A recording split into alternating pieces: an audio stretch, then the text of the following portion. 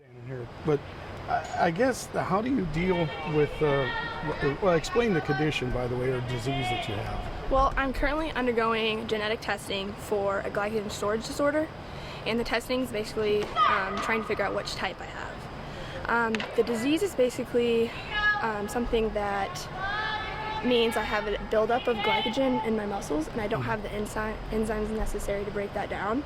And so what that does is it builds up in my muscles and it causes cramping and fatigue when I play. If I were to have this and not play sports, it probably wouldn't be as big as an issue. But since I am a Division I athlete, it's become quite a big issue. Did that come into your mind at all once you knew this was coming up, that, gosh, maybe I shouldn't play anymore? I think, for a while it was just such a big issue that I definitely had to question whether or not this was worth playing. But after I met with doctors and I got told what it could be and what was happening to me, I don't think it was ever an issue that I wasn't going to play. It was just, how am I going to help myself play, and how am I going to get through this, and what can I do to help? What adjustments do you have to make? What, I guess lifestyle, or I don't know. What do you have to do to make sure that you play? I definitely have to pay attention to what I eat. Okay. I eat a lot more protein than my teammates, try to have a mostly protein-centered diet. Also have to make sure I'm hydrated at all times, especially during the peak season time. Also, I just have to limit what I do. It's not so much the weight that I lift or the intensity of my practice, but it's mostly the duration or the repetitions that I really have to watch. And when I get close to those limits, I have to be sure to back off.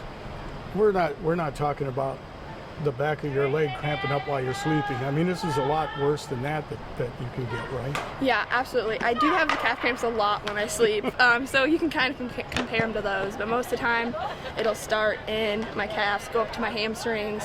The worst ones are actually in my upper body when I get them in my abdominals or my back. Back spasms are really just debilitating. And then there's been a few times where I've had full body cramps, and those are just the ones you can't really get out of bed. You have to just let them take their toll, and then Has this happened during a game? Yeah. It's actually happened in between innings. A couple times it happened when I was catching.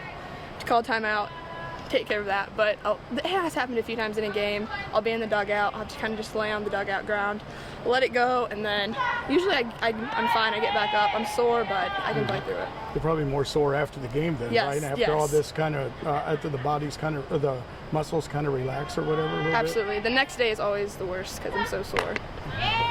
When did you first find out you had this?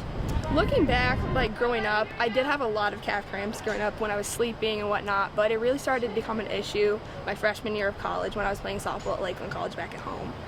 And almost always after the games, I would have the leg cramps.